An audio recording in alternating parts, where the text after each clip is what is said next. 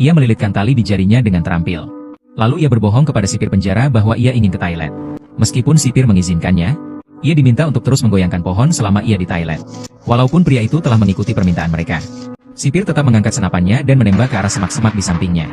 Dan agar rencananya tidak terbongkar, narapidana itu hanya bisa berpura-pura buang air, sambil menggoyangkan dahan pohon dan berteriak memberitahu ia masih di sana. Setelah sipir penjara benar-benar lengah, di tempat yang tak terlihat oleh sipir, ia diam-diam mengikat tali. Meskipun dari kejauhan terlihat dahan pohon masih bergerak, tapi suaranya sudah tak terdengar. Menyadari ada yang tidak beres, sipir dengan sigap menarik pelatuk. Namun tak disangka, narapidana itu sudah kabur. Setelah tersadar, ia segera turun untuk memeriksa. Dan yang tersisa untuknya hanyalah seutas tali. Ia berlari dan segera menarik anjingnya. Saat itu, pria tersebut sudah berlari memasuki sebuah desa. Saat melewatinya, ia bertemu dua orang anak dan meminjam kapak dari mereka. Tak hanya memotong gembok rantai di kakinya, ia juga meminjam bubuk cabai dan merica sebelum pergi, lalu menaburkannya di sepanjang jalan yang ia lewati. Setelah melakukan semua ini, pria itu berbalik dan pergi tanpa menoleh ke belakang.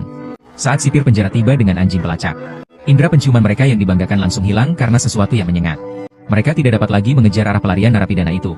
Namun, pria yang berhasil lolos dari sipir itu mengerti bahwa pelariannya pasti akan mempermalukan penjara. Jadi, para sipir pasti tidak akan menyerah begitu saja.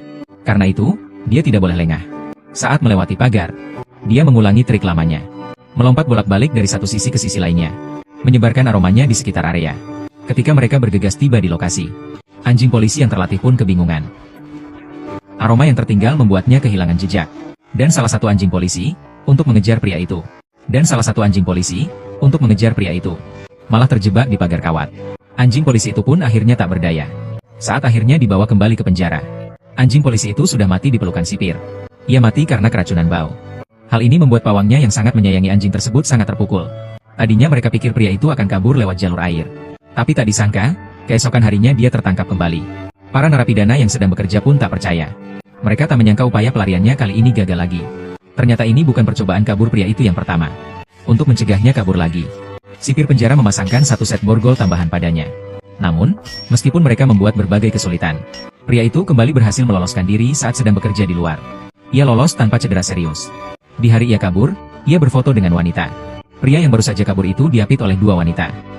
Alih-alih bersembunyi, pria itu malah dengan terang-terangan memberitahu sipir penjara keberadaannya. Jelas, sipir itu tidak tinggal diam. Beberapa hari kemudian, pria itu ditangkap kembali. Melihatnya penuh luka, jelas dia sudah sangat menderita. Setelah sipir pergi, teman-temannya segera mengangkat pria itu ke atas meja. Semua orang sungguh mengagumi tindakan beraninya. Fotonya palsu, aku yang melakukannya untuk kalian. Apa maksudmu?